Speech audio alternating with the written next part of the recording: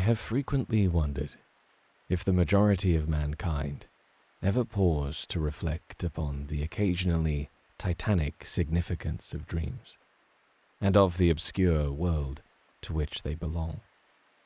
While the greater number of our nocturnal visions are perhaps no more than faint and fantastic reflections of our waking experiences, Freud, to the contrary with his puerile symbolism, there are still a certain remainder whose immundane and ethereal character permits of no ordinary interpretation, and whose vaguely exciting and disquieting effect suggests possible, minute glimpses into a sphere of mental existence no less important than physical life, yet separated from that life by an all but impassable barrier.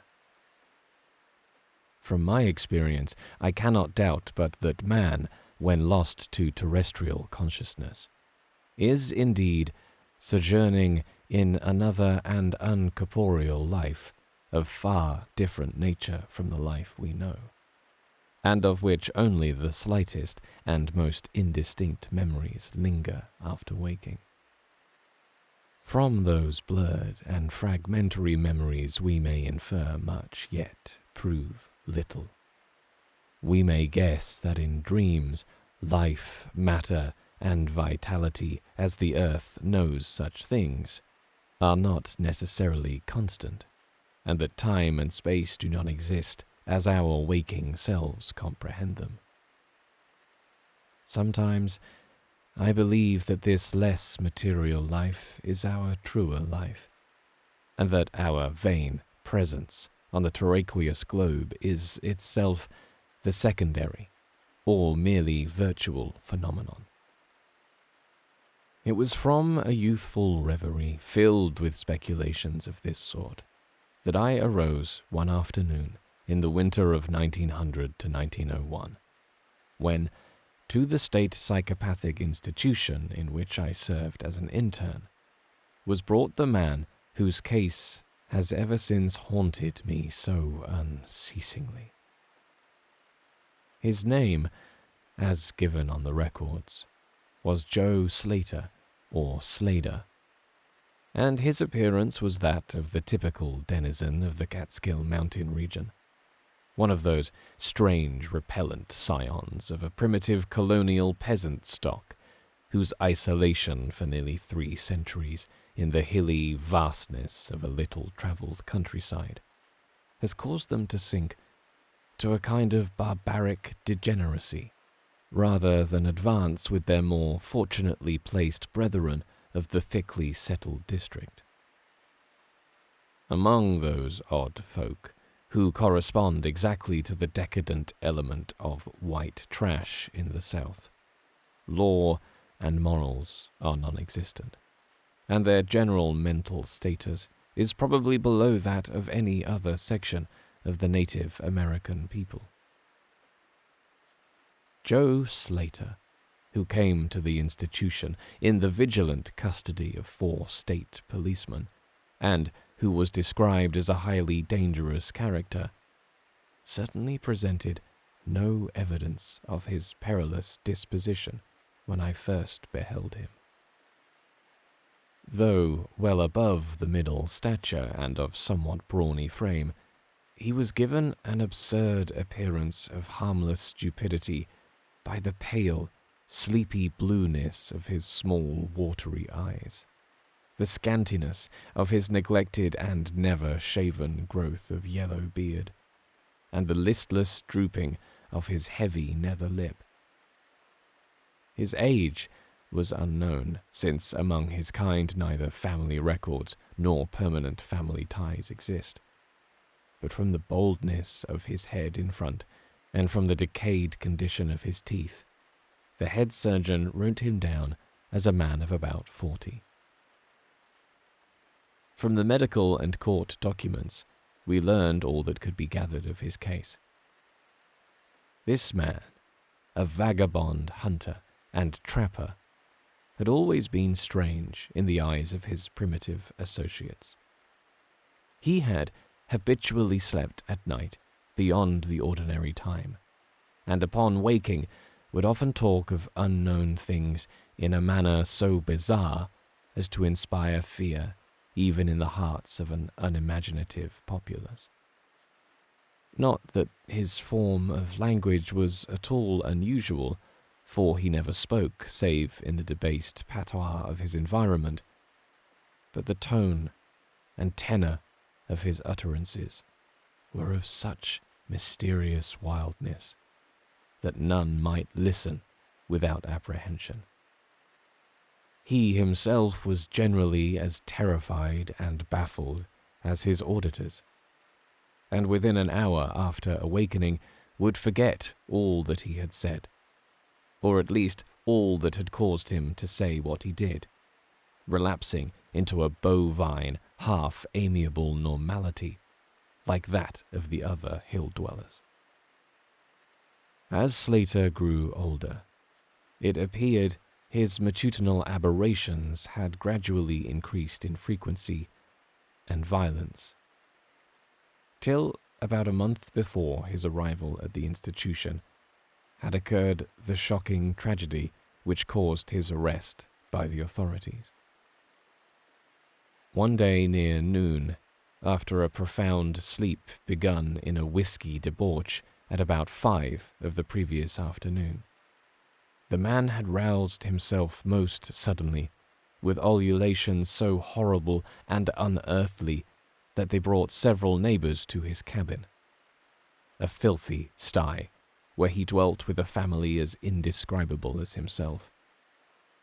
Rushing out into the snow, he had flung his arms aloft and commenced a series of leaps directly upward in the air, while shouting his determination to reach some big cabin with brightness in the roof and walls and floor and the loud, queer music far away. As 2 men of moderate size sought to restrain him, he had struggled with maniacal force and fury, screaming of his desire and need to find and kill a certain thing that shines and shakes and laughs. At length, after temporarily felling one of his detainers with a sudden blow, he had flung himself upon the other in a demonic ecstasy of bloodthirstiness, shrieking fiendishly that he would jump high in the air and burn his way through anything that stopped him. Family and neighbors had now fled in a panic, and when the more courageous of them returned, Slater was gone, leaving behind an unrecognizable, pulp-like thing that had been a living man but an hour before. None of the mountaineers had dared to pursue him, and it is likely that they would have welcomed his death from the cold. But when several mornings later they heard his screams from a distant ravine, they realized that he had somehow managed to survive, and that his removal in one way or another would be necessary. Then had followed an armed searching party, whose purpose, whatever it may have been originally, became that of a sheriff's posse after one of the seldom popular state troopers had by accident observed, then questioned, and finally joined the seekers. On the 3rd day, Slater was found unconscious in the hollow of a tree and taken to the nearest jail, where alienists from Albany examined him as soon as his senses returned. To them, he told a simple story. He had, he said, gone to sleep one afternoon about sundown after drinking too much liquor. He had awaked to find himself standing bloody-handed in the snow before his cabin, the mangled corpse of his neighbor Peter Slater at his feet. Horrified, he had taken to the woods in a vague effort to escape from the scene of what must have been his crime. Beyond these things, he seemed to know nothing. Nor could the expert questioning of his interrogators bring out a single additional fact. That night, Slater slept quietly, and the next morning he wakened with no singular feature save a certain alteration of expression. Dr. Barnard, who had been watching the patient, thought he noticed in the pale blue eyes a certain gleam of peculiar quality, and in the flaccid lips an all but imperceptible tightening, as if of intelligent determination. But when questioned, Slater relapsed into the habitual vacancy of the mountaineer, and only reiterated what he had said on the preceding day. On the third morning occurred the first of the man's mental attacks. After some show of uneasiness in sleep, he burst forth into a frenzy so powerful that the combined efforts of 4 men were needed to bind him in a straitjacket. The alienists listened with keen attention to his words, since their curiosity had been aroused to a high pitch by the suggestive, yet mostly conflicting and incoherent stories of his family and neighbors. Slater raved for upward of 15 minutes, babbling in his backwards dialect of great edifices of light, oceans of space, strange music, and shadowy mountains and valleys. But most of all did he dwell upon some mysterious, blazing entity that shook and laughed and mocked at him. This vast, vague personality seemed to have done him a terrible wrong, and to kill it in triumphant revenge was his paramount desire. In order to reach it, he said he would soar through abysses of emptiness, burning every obstacle that stood in his way. Thus ran his discourse until, with the greatest suddenness, he ceased. The fire of madness died from his eyes, and in dull wonder he looked at his questioners and asked why he was bound. Dr. Barnard unbuckled the leathern harness and did not restore it till night, when he succeeded in persuading Slater to don it of his own volition, for his own good. The man had now admitted that he sometimes talked queerly, though he knew not why. Within a week, 2 more attacks appeared, but from them the doctors learned little. On the source of Slater's visions, they speculated at length. For since he could neither read nor write, and had apparently never heard a legend or fairy tale, his gorgeous imagery was quite inexplicable. That it could not come from any known myth or romance was made especially clear by the fact that the unfortunate lunatic expressed himself only in his own simple manner. He raved of things he did not understand and could not interpret, things which he claimed to have experienced, but which he could not have learned through any normal or connected narration. The alienists soon agreed that abnormal dreams were the foundation of the trouble, dreams whose vividness could, for a time, completely dominate the waking mind of this basically inferior man. With due formality, Slater was tried for murder, acquitted on the ground of insanity, and committed to the institution wherein I held so humble a post. I have said that I am a constant speculator concerning dream life, and from this you may judge of the eagerness with which I applied myself to the study of the new patient, as soon as I had fully ascertained the facts of his case. He seemed to sense a certain friendliness in me, born no doubt of the interest I could not conceal, and the gentle manner in which I questioned him. Not that he ever recognized me during his attacks, when I hung breathlessly upon his chaotic but cosmic word pictures. But he knew me in his quiet hours, when he would sit by his barred window, weaving baskets of straw and willow, and perhaps pining for the mountain freedom he could never enjoy again. His family never called to see him. Probably it had found another temporary head, after the manner of decadent mountain folk. By degrees, I commenced to feel an overwhelming wonder at the mad and fantastic conceptions of Joe Slater.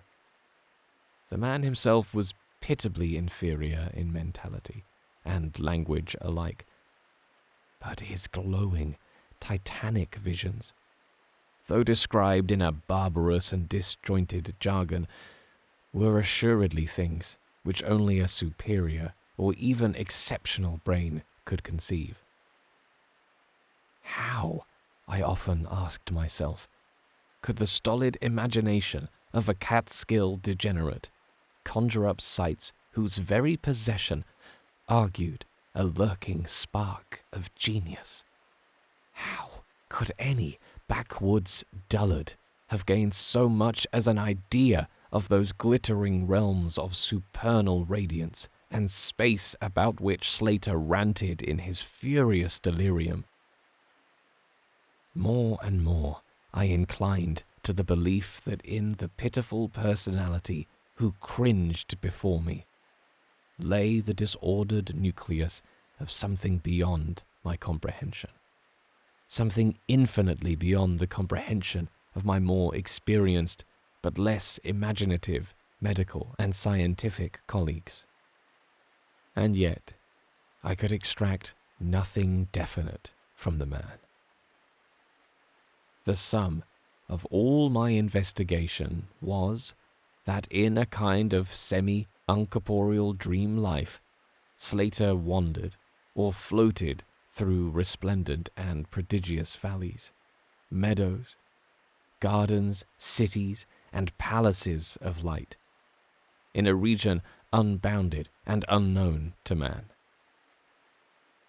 That there he was no peasant or degenerate, but a creature of importance and vivid life, moving proudly and dominantly, and checked only by a certain deadly enemy, who seemed to be a being of visible yet ethereal structure, and who did not appear to be of human shape, since Slater never referred to it as a man, or as aught save a thing. This thing had done Slater some hideous but unnamed wrong, which the maniac, if maniac he were, yearned to avenge.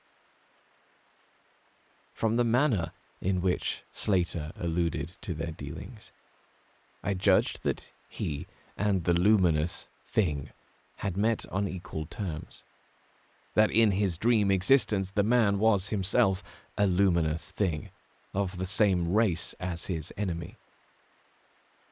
This impression was sustained by his frequent references to flying through space and burning all that impeded his progress. Yet these conceptions were formulated in rustic words, wholly inadequate to convey them, a circumstance which drove me to the conclusion that if a true dream world indeed existed, oral language was not its medium for the transmission of thought. Could it be that the dream soul inhabiting this inferior body was desperately struggling to speak things which the simple and halting tongue of dullness could not utter? Could it be that I was face to face with intellectual emanations which would explain the mystery if I could but learn to discover and read them? I did not tell the older physicians of these things, For middle age is skeptical, cynical, and disinclined to accept new ideas. Besides, the head of the institution had but lately warned me, in his paternal way, that I was overworking, that my mind needed a rest. It had long been my belief that human thought consists basically of atomic or molecular motion, convertible into ether waves of radiant energy like heat, light, and electricity. This belief had early led me to contemplate the possibility of telepathy or mental communication by means of suitable apparatus, and I had, in my college days, prepared a set of transmitting and receiving instruments, somewhat similar to the cumbrous devices employed in wireless telegraphy at that crude pre-radio period.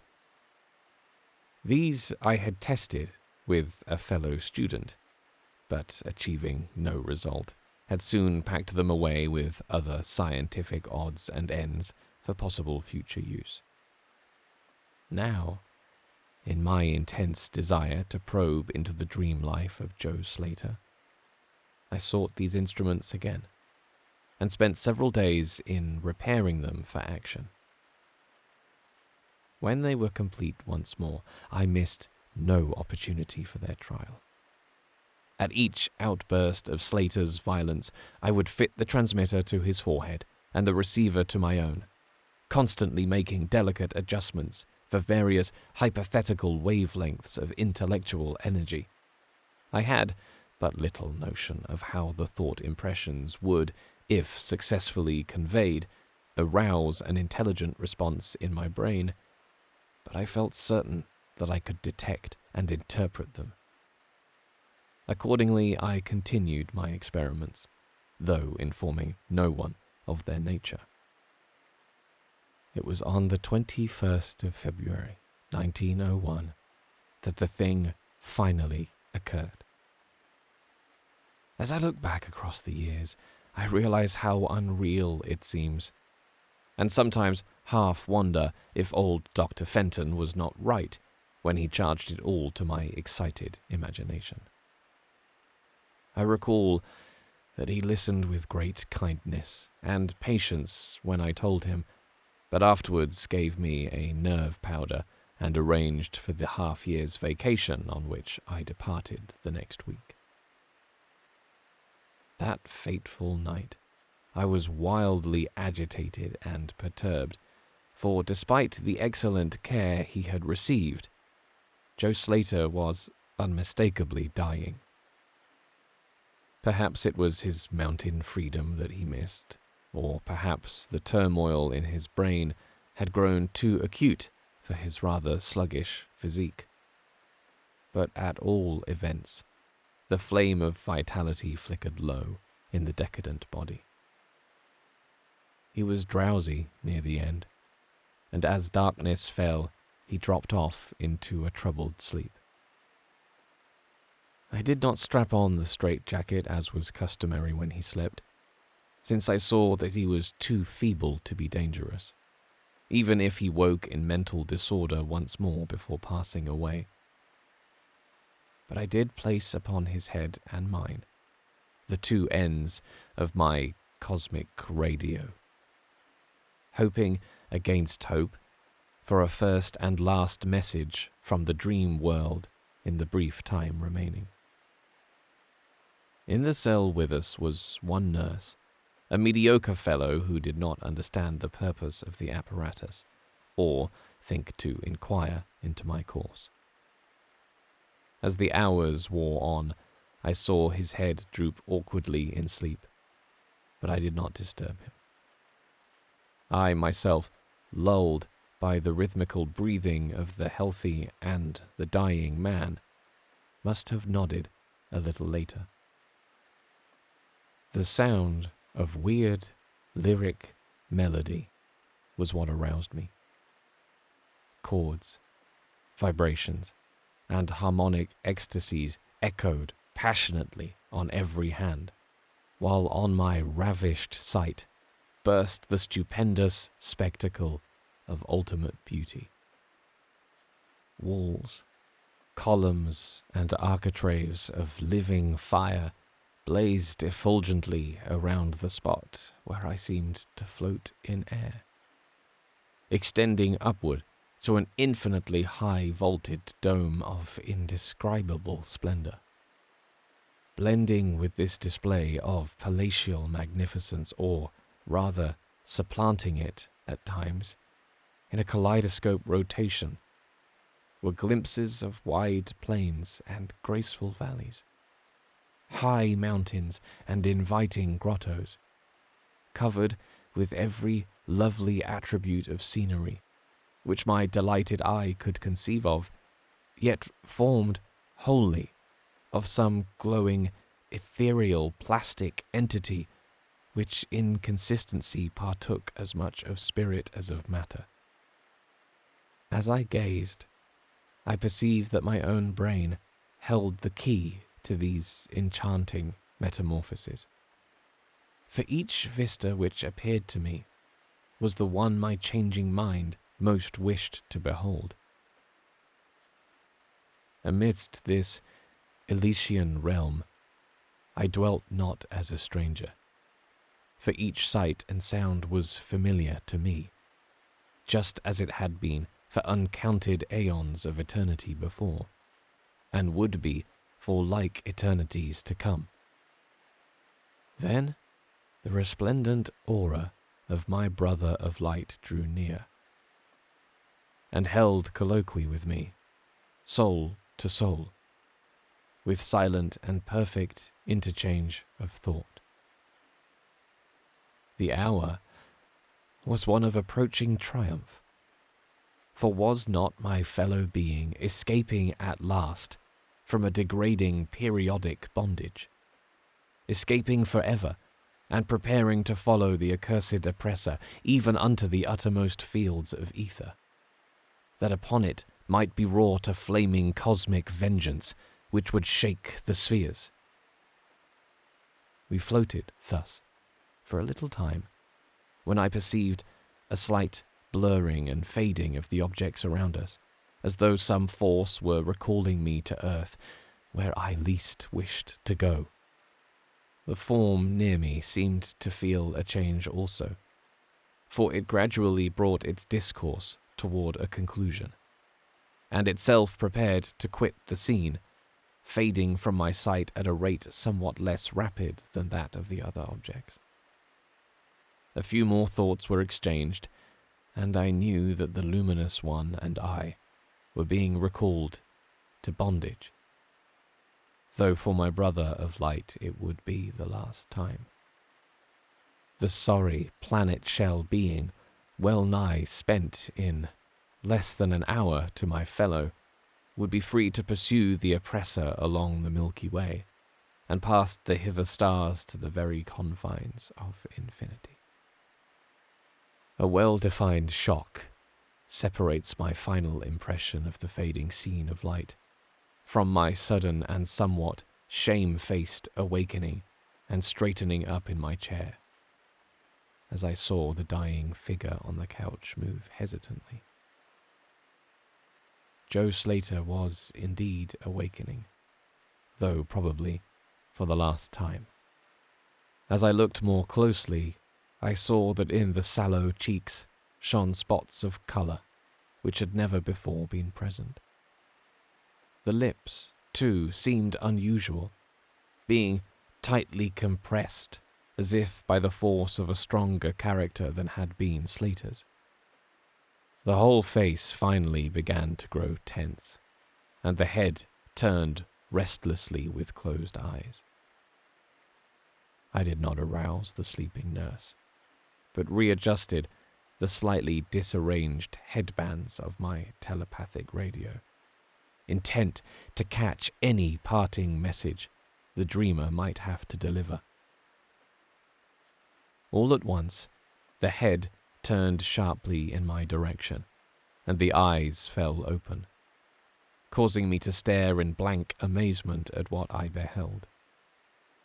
The man who had been Joe Slater the Catskill decadent, was now gazing at me with a pair of luminous, expanded eyes, whose blue seemed subtly to have deepened.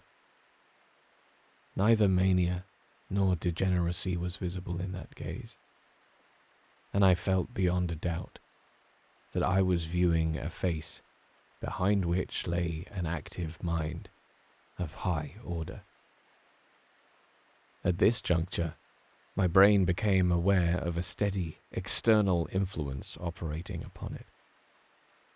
I closed my eyes to concentrate my thoughts more profoundly, and was rewarded by the positive knowledge that my long-sought mental message had come at last. Each transmitted idea formed rapidly in my mind, and though no actual language was employed, my habitual association of conception and expression was so great that I seemed to be receiving the message in ordinary English. Joe Slater is dead, came the sole, petrifying voice or agency from beyond the wall of sleep. My opened eyes sought the couch of pain in curious horror, but the blue eyes were still calmly gazing, and the countenance was still intelligently animated. He is better dead, for he was unfit to bear the active intellect of cosmic entity. His gross body could not undergo the needed adjustments between ethereal life and planet life. He was too much of an animal, too little a man, yet it is through his deficiency that you have come to discover me. For the cosmic and planet souls rightly should never meet. He has been my torment and diurnal prison for 42 of your terrestrial years. I am an entity like that which you yourself become in the freedom of dreamless sleep. I am your brother of light, and have floated with you in the effulgent valleys. It is not permitted me to tell your waking earth self of your real self, but we are all roamers of vast spaces, and travelers in many ages. Next year I may be dwelling in the dark Egypt which you call ancient, or in the cruel empire of San-Chan, which is to come 3,000 years hence. You and I have drifted to the worlds that reel about the red Arcturus, and dwelt in the bodies of the insect philosophers that crawl proudly over the fourth moon of Jupiter. How little does the earth self know of life and its extent? How little indeed ought it to know, for its own tranquility. Of the oppressor I cannot speak. You on earth have unwittingly felt its distant presence. You who, without knowing, idly gave to its blinking beacon the name of Algol, the Daemon Star. It is to meet and conquer the oppressor that I have vainly striven for eons, held back by bodily encumbrances. Tonight I go as a nemesis, bearing just and blazingly cataclysmic vengeance. Watch me in the sky, close by the Daemon Star. I cannot speak longer, for the body of Joe Slater grows cold and rigid, and the coarse brains are ceasing to vibrate as I wish. You have been my friend in the cosmos. You have been my only friend on this planet.